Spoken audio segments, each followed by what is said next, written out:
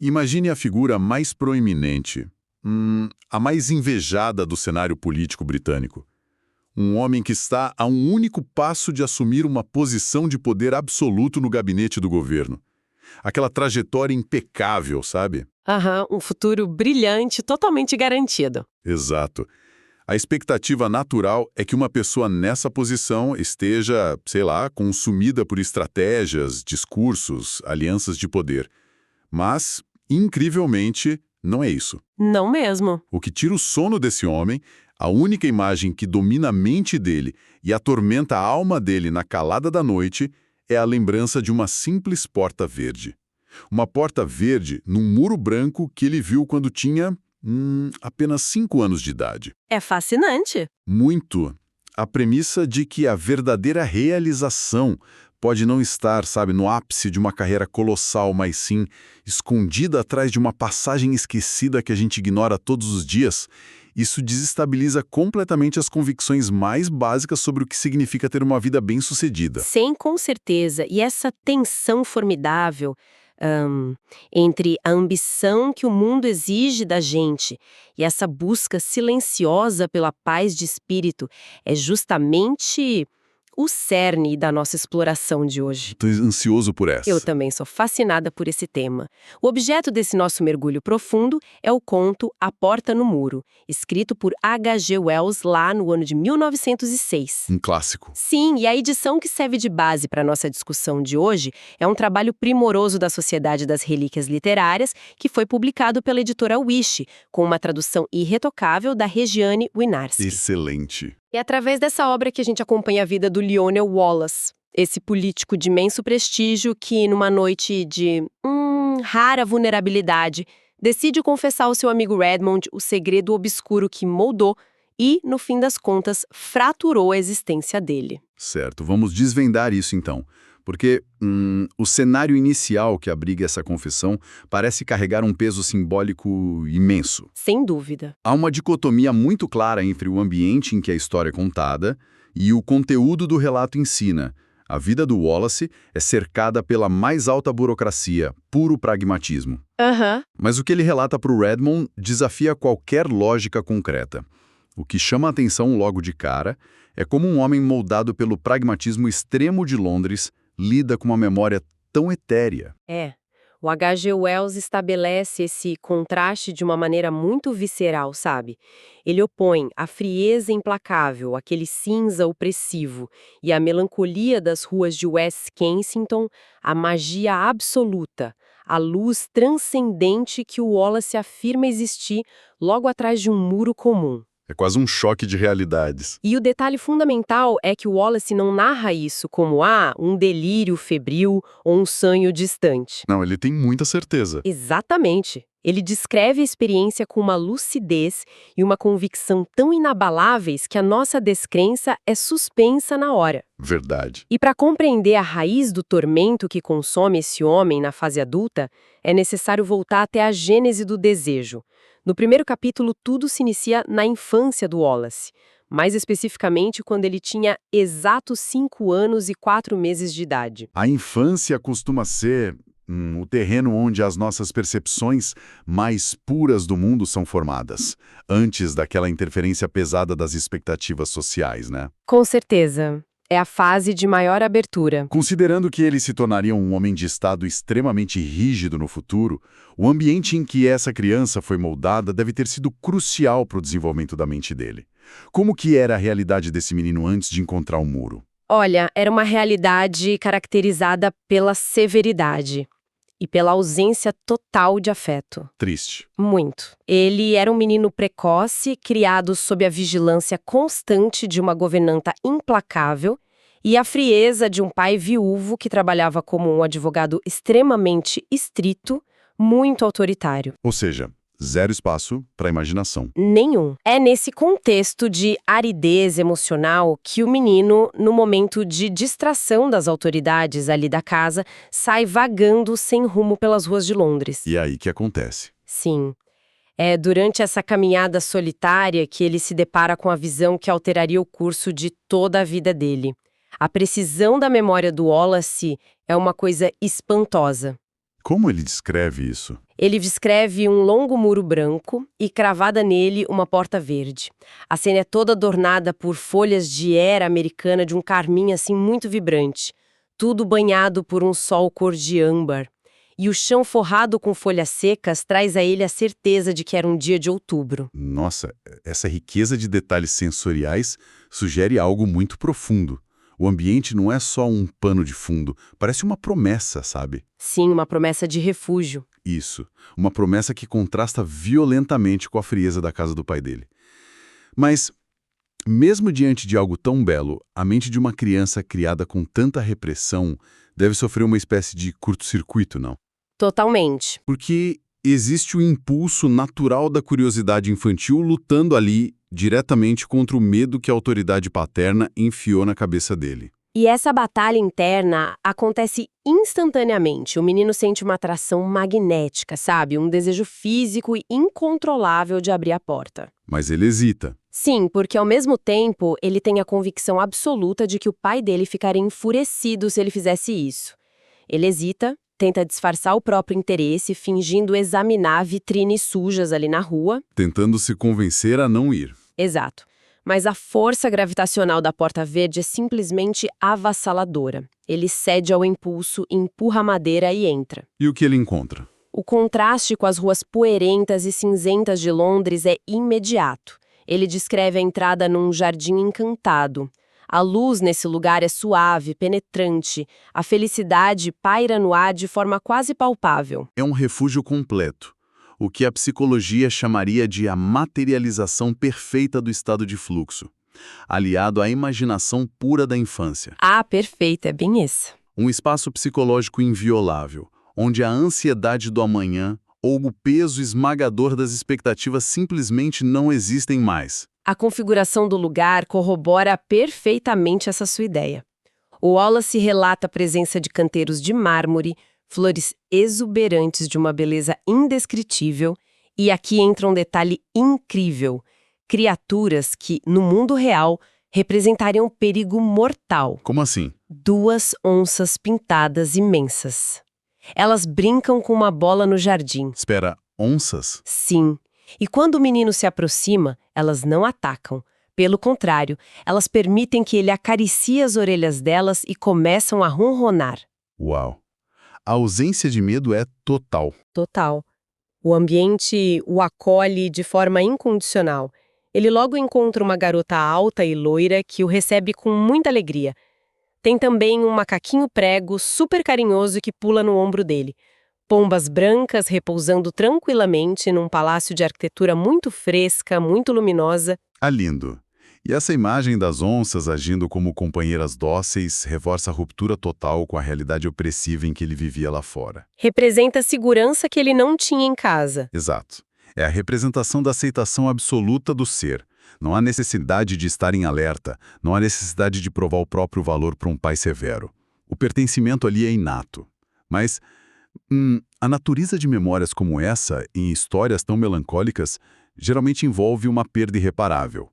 Como que a experiência dentro do jardim atinge o seu clímax antes de ser rompida? O ponto culminante ocorre através do encontro com uma figura feminina serena. Ela estava vestida com tons de roxo claro. Ela o guia até uma galeria silenciosa e revela a ele um livro extraordinário. Que tipo de livro? Não é um livro com textos ou ilustrações estáticas. É um objeto composto por realidades vivas. Ao virar as páginas, o menino observa a própria vida se desdobrar, desde o momento do nascimento dele até o instante exato em que ele hesitou na rua diante da porta verde. Caramba! É a compreensão cósmica da própria existência. Exatamente. Mas então, inevitavelmente, a página é virada. A mulher dá um beijo na testa dele, com um olhar de profunda tristeza e compaixão. Ah, não. E num piscar de olhos, a beleza transcende e desaparece. A dura realidade o captura de novo e ele se vê de volta à calçada poeirenta e cinzenta de Oeste Kensington. O choque entre essas duas realidades deve ser devastador para uma mente tão jovem, né? Completamente devastador. Passar desse acolhimento cósmico para o abandono puro, no meio-fio de uma cidade industrial, A reação instintiva da criança só poderia ser o desespero mais profundo. E foi. O desespero foi total. Ele é encontrado chorando copiosamente na rua e levado de volta para casa por um policial. E a recepção na casa dele ilustra o início do condicionamento social de forma muito trágica. Eu imagino que não houve consolo nenhum. Nenhum. O que ele encontra é um interrogatório super agressivo.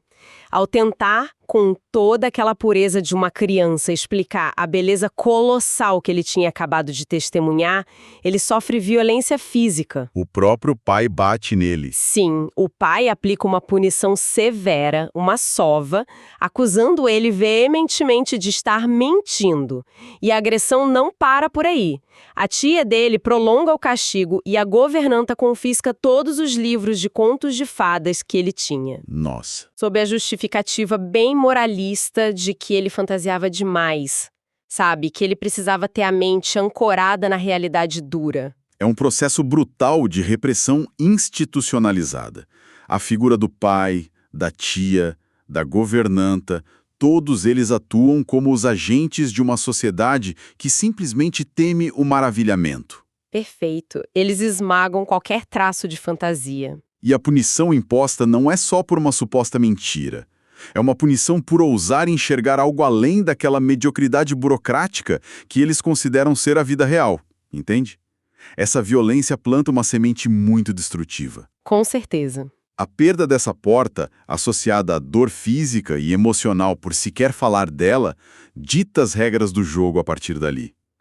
A sociedade ensina essa criança que a magia é sinônimo de perigo e castigo. É fascinante e, ao mesmo tempo, muito assustador pensar em como esse trauma altera o comportamento humano. E altera profundamente. Porque quando uma criança passa por um condicionamento tão severo contra a própria imaginação, como é que isso se manifesta à medida que ela cresce?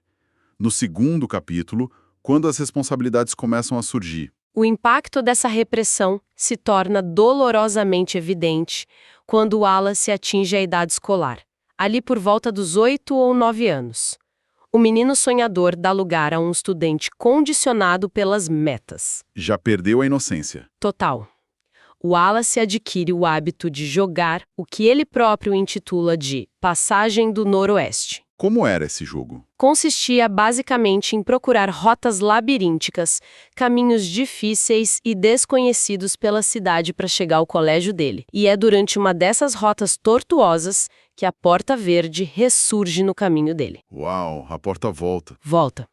Mas a reação dele dessa vez expõe a profunda mudança de paradigma na psique dele. O condicionamento fez efeito, então? O medo da punição superou o chamado do jardim? O medo, sim, mas principalmente o senso de obrigação imposto pelo mundo adulto. A atração magnética ainda pulsava nele. A vontade de abrir a porta e retornar ao paraíso era intensa. Mas a obsessão em manter intacto seu recorde de pontualidade escolar falou mais alto. Que loucura. Ele passa correndo pela porta, conferindo o relógio desesperadamente. Ele alcança o colégio suado, esgotado, mas chega no horário exigido. A curiosidade inocente foi assassinada pela obrigação moral do comparecimento. A escola substituiu o jardim.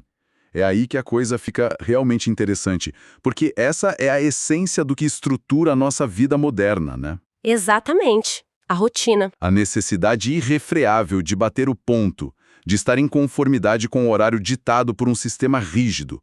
Tudo isso silenciou o chamado do paraíso. E essa é uma armadilha incrivelmente engenhosa. Sim, porque é internalizada. O sistema escolar padroniza o comportamento humano a um ponto em que uma criança voluntariamente rejeita a alegria absoluta só para não decepcionar o professor, o inspetor de classe. Isso é muito pesado. É assustador se a gente pensar bem. Mas a angústia de carregar um segredo dessa magnitude, especialmente depois de rejeitá-lo, geralmente exige uma válvula de escape. É difícil imaginar que uma criança consiga manter isso trancado dentro de si para sempre. Ele conta para alguém. Conta. A pressão interna eventualmente rompe o silêncio. Logo no dia seguinte ao episódio dessa corrida contra o relógio, a necessidade de falar sobre a porta ressurge com força total. E o Wallace comete um erro de julgamento induzido pela ingenuidade infantil. Ele confia na pessoa errada. Isso, ele confidencia o segredo do jardim a um colega de escola chamado Hopkins, conhecido como Squiff. E a natureza cruel do ambiente escolar logo se manifesta. O segredo vaza. Se espalha por todo mundo. Criança pode ser muito cruel. Demais. No recreio, o Wallace se vê encurralado por garotos mais velhos. E a figura central da sua opressão é um aluno chamado Carnaby, que age como o executor implacável da padronização e da mediocridade do grupo. O típico valentão. O próprio. E sob ameaça iminente de violência física, o Carnaby exige que o Wallace prove a existência do lugar mágico. O Carnaby e esse grupo agem basicamente como extensões em miniatura do pai rígido e da sociedade burocrática. Eles farejam qualquer coisa que desvia da norma e atacam para destruir. Sim, eles são a própria engrenagem esmagando o indivíduo. Quando o transcendente e o belo são apresentados a mentes que só compreendem a brutalidade do concreto, do dia a dia, a reação natural é a humilhação. E a tentativa de provar o sagrado para aqueles que só buscam o deboche geralmente resulta em desastre. E o desastre é absoluto nesse caso. Desesperado, coagido, o Wallace guia o bando de valentões pelas ruas na tentativa de encontrar a Porta Verde e provar que falava a verdade. Contudo, ao chegar ao local, o muro se estende num branco infinito e ininterrupto. A porta simplesmente desaparece. Ela não está mais lá. Não. O jardim recusa-se a se revelar sobre aquelas circunstâncias. Há uma ironia muito sombria nisso. A porta se recusa a ser usada como uma ferramenta de validação barata diante de agressores. É como se o jardim exigisse respeito. Exato. O Wallace traiu o caráter sagrado daquele refúgio ao tentar transformá-lo numa prova para apaziguar a turba. E a dor de não ser acreditado, somado ao deboche e à vergonha brutal de parecer um mentiroso na frente de todo mundo, isso crava o prego final no caixão da imaginação dele. Perfeito. O medo do julgamento alheio faz com que as portas da percepção literalmente se fechem. E tendo sido domado pela dor e pela humilhação, o caminho mais seguro passa a ser a submissão total às regras do jogo da sociedade. Eu imagino que no capítulo 3 essa submissão dite a forma como o jovem Wallace entra na fase adulta. Sem dúvida. O trauma garante a submissão. O conto relata como Wallace cresceu para se tornar um jovem brilhante e, posteriormente, um homem de sucesso formidável. Mas esse sucesso o aprisiona numa malha de responsabilidades cada vez mais apertada. A gaiola de ouro. Isso. E é justamente à medida que as apostas da vida pragmática dele sobem que o universo decide testá-lo novamente. O texto enumera as aparições subsequentes da porta, momentos cruciais ao longo do amadurecimento dele e como ela foi sistematicamente ignorada em nome do sucesso. A recusa inicial lá na escola, impulsionada pelo trauma, provavelmente cria um padrão. Porque uma vez que o indivíduo racionaliza o sacrifício da própria alma em nome da pontualidade do dever, os próximos sacrifícios tornam-se progressivamente mais fáceis, né? Ficam automáticos. Ou pelo menos mais justificáveis pela razão. Como que essas recusas se desenrolam durante a juventude dele? O primeiro desses testes cruciais ocorre quando ele atinge os 17 anos. Ele se encontra num táxi, a caminho de Oxford, para tentar obter uma bolsa de estudos que definiria todo o futuro acadêmico dele. E aí, pela janela, a Porta Verde ressurge. Nossa!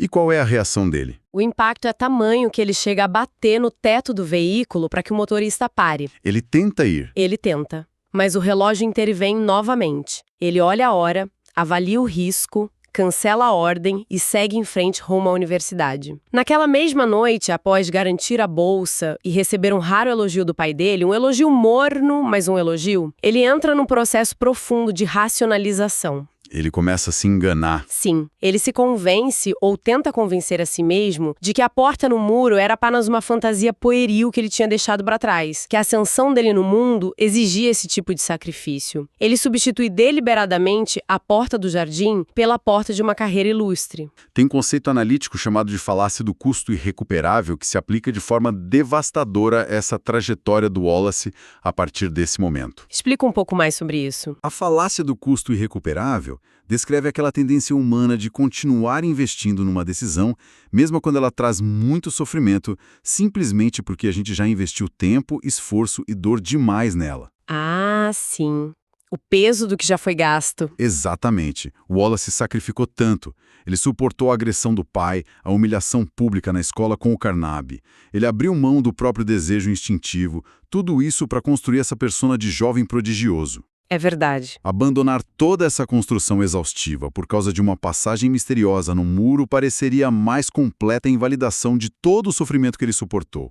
Ele precisava que a escolha pragmática estivesse certa. Ele tinha que justificar a própria dor. Nossa, é uma análise brilhante. E essa necessidade de justificar a própria trajetória cega ele repetidamente. Os contextos tornam-se cada vez mais dramáticos ao longo da vida adulta. Tempos depois, a porta ressurge no caminho dele enquanto ele se dirigia a um encontro com uma mulher por quem ele estava profundamente apaixonado. Mais um teste. E ele não sabia se o sentimento era recíproco. O medo de se atrasar, o medo de perder a chance desse amor terreno e de ferir a própria honra perante ela impede os passos dele. Ele sabe no íntimo dele que bastariam 3 passos para o lado para entrar na paz eterna, mas a urgência mundana o arrasta para frente. É um acúmulo de angústia. Ele escolhe a promessa de um amor incerto, de um amor imperfeito, em vez daquele pertencimento absoluto que o jardim oferecia sem cobrar nada. Sim, o jardim era incondicional. E as estacas só aumentam conforme ele mergulha no mundo implacável da política, certo? Muito mais. Na vida adulta política, as recusas assumem contornos de tragédia grega. O poder passa a ser o carcereiro dele. A porta se manifesta durante uma votação incrivelmente acirrada e crucial no parlamento, envolvendo a lei da amortização. Ele ignora. Claro, o dever político. Depois ela ressurge quando ele está a caminho do leito de morte do pai. O mesmo homem que o puniu por ver o jardim lá atrás. E ele ignora de novo, impondo a obrigação filial acima da libertação. E por fim, a aparição mais agoniante de todas ocorre no auge absoluto da carreira dele. O que acontece? Ele caminha à noite pelas ruas ao lado de 2 colegas de partido muito influentes, o Gurker e o Ralphs. O trio está nos momentos finais de articular cuidadosamente a indicação do Wallace para um cargo supremo no gabinete governamental. O peso do escrutínio público deve ter sido paralisante nesse momento. Ele está cercado por homens de influência material absoluta, homens para quem um desvio de rota por causa de um muro branco soaria como a manifestação da loucura total, o que acontece exatamente nessa caminhada. É desesperador, ele passa a meros 50 centímetros do paraíso. Ele vê a textura da porta com clareza cristalina, chega a notar a sombra do chapéu do colega projetada próximo à entrada. Mas a urgência de garantir a glória e o poder domina ele por inteiro. O medo de perder o cargo. Ele teme o escândalo irremediável, o pensamento de um desaparecimento repentino e chocante de um político proeminente na véspera da grande nomeação enche ele de terror. As superficialidades do mundo político simplesmente o esmagam. A máscara engoliu o rosto. Exatamente. A racionalidade dura e inquebrantável do homem público extingue a última chama do sonhador. Ele segue caminhando. O sucesso mundano, com todas as suas amarras, responsabilidades de Estado, expectativas de colegas de partido, se revela como a prisão mais perfeitamente projetada da existência. Sim, uma prisão invisível. As grades não precisam ser feitas de ferro frio. Elas são construídas a partir de aplausos, títulos e agendas inadiáveis. É impossível escapar de uma prisão que a própria sociedade te incentiva a construir dia após dia. E o pior é que toda a glória que ele perseguiu não é capaz de curar o vazio deixado pela rejeição da porta. Esse vazio corrói a alma dele até o limite do suportável. E isso nos leva à cena mais emocional do 3º capítulo. O clímax da confissão dele para o Redmond é marcado por um gesto visceral de desgosto. O que ele faz? E enquanto ele narra tudo isso, o Wallace segura uma noz. Ele descreve o sucesso esplêndido, vulgar e profundamente invejado que ele arduamente conquistou, e num acesso de fúria e frustração, ele esmaga a noz com a própria mão. Uau! Ele exibe os pedaços para o Erdmann e declara a essência da própria ruína. Ele diz que o sucesso dele é exatamente como aquela casca destruída, oco, vão, repulsivo e completamente desprovido de qualquer substância vital no interior. Que imagem forte. A tragédia do Lionel Wallace não reside na ignorância. A ignorância é um conforto para muita gente. O que dilacera a sanidade do Wallace pelas ruas noturnas é a plena consciência. Ele conheceu a paz absoluta. Ele viu a porta. Mas em todas as ramificações decisivas da vida dele, ele escolheu deliberadamente o dever e a vaidade no lugar da salvação da própria alma. A amargura de esmagar o próprio triunfo e perceber que ele tem gosto de cinzas, isso nos leva ao desfecho dessa trajetória tão inquietante. Lá no capítulo 4. Após fazer essa catarse completa e revelar o peso que ele carregava, o destino do Wallace se precipita para um encerramento muito súbito e enigmático. Como que a conclusão da narrativa articula o fim do tormento dele? O desfecho é narrado pelo Redmond com uma solenidade carregada de ambiguidade, muita tristeza. Apenas alguns meses após confessar seu segredo, o corpo do brilhante e quase empossado ministro do gabinete é descoberto sem vida. Ele morre? Morre. E as circunstâncias do óbito causam choque pela ironia letal e pelo pragmatismo frio do cenário. O corpo do Wallace é encontrado no fundo de uma escavação ferroviária úmida e escura, próxima à estação de East Kensington. Uma obra, um canteiro de obras. Isso. A vala da obra estava protegida da calçada por um extenso tapume contínuo de tábuas de madeira. E tem um detalhe nefasto. Por absoluta negligência, os trabalhadores da obra haviam deixado uma pequena porta destrancada no meio da estrutura do tapume. Foi através dessa pequena abertura que Wallace caminhou para a escuridão e a queda fatal. É um fim abrupto que força diferentes níveis de interpretação. A sociedade pragmática que o aplaudia e avaliava ele pelos critérios materiais certamente encontra uma explicação lógica, embora trágica, para esse evento. O ceticismo sempre oferece uma resposta pronta para aliviar o desconforto do inexplicável, né? Com certeza, o ceticismo formula a tese óbvia e o próprio Redmond cita ela no começo. A explicação exigida pela razão aponta para uma ilusão fatal de ótica. Como ele explica isso? Ele diz que o Wallace, com a mente saturada pelas próprias obsessões nostálgicas e exausto do peso político, caminhava à noite, voltando das obrigações no parlamento. E aí, sobre a iluminação fraca e vacilante dos postes de rua, o tapume de obra pode ter assumido, aos olhos dele, a forma do antigo muro branco e longo. E a porta destrancada. Exato. Aquela porta negligenciada pelos operários desencadeou uma associação letal, uma alucinação tão vívida e desesperadora que o impeliu a entrar. Ele teria acreditado piamente que finalmente atravessaria o limiar de volta ao seu jardim perdido. E acabou encontrando apenas o vazio e a gravidade. Essa é a verdade dos jornais, dos fatos concretos e do mundo tangível. Mas existe a verdade que transcende o tangível. A própria narrativa propõe um desvio poético quase persuasivo das amarras da razão. O Redmond se recusa a aceitar a morte do amigo como resultado miserável de uma mera ilusão induzida por um poste de luz quebrado. Exatamente. A conclusão do autor oferece uma dicotomia sublime. O mundo ordinário decreta que o Wallace deu um passo imprudente para fora da segurança da calçada rumo a uma morte trágica num poço imundo de obra. No entanto, para os sonhadores e para os raros homens detentores de visão aguçada, o fim da linha pode ter tido um significado imensamente diferente. A salvação, talvez? O autor sugere que o universo, num ato final de misericórdia, concedeu ao Wallace a sua absolvição. Talvez, ao cruzar aquela moldura de madeira para ele, a ilusão não existisse. O fim não foi o impacto com a terra e as pedras, mas o retorno definitivo e eterno ao paraíso que o aguardava desde os 5 anos de idade, para finalmente reencontrar a paz incondicional e a serenidade daquele livro da vida. É muito bonito. E essa dualidade do desfecho carrega um impacto filosófico denso demais para nós. A história inteira é construída sob a premissa de que a tragédia consistia na recusa do Wallace em atravessar a porta, devido às imposições cruéis da sociedade.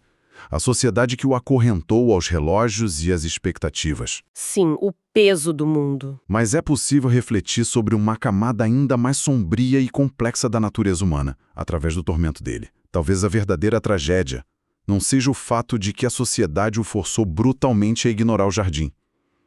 Talvez a angústia mais profunda e aterrorizante do Wallace fosse a consciência de que, lá no íntimo dele, ele desejava ser forçado. Como assim? O muro, a carreira, o estresse, a burocracia, tudo isso são sofrimentos conhecidos e previsíveis. O jardim mágico representa a liberdade absoluta, a quebra de todos os paradigmas. A necessidade de abandonar toda a estrutura que justifica os sacrifícios humanos diários. O que amedronta de forma insuportável o indivíduo moderno pode não ser o fracasso no mundo concreto, mas o terror genuíno de abandonar as desculpas e enfrentar a vastidão de uma felicidade sem amarras.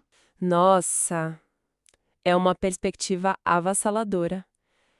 O medo de ser feliz de verdade? Fica um questionamento muito cortante para quem nos escuta refletir. Se hoje, no meio da nossa rotina agitada, cheia de prazos inadiáveis, uma porta verde magicamente se abrisse no muro comum oferecendo paz absoluta, haveria coragem suficiente para atravessá-la?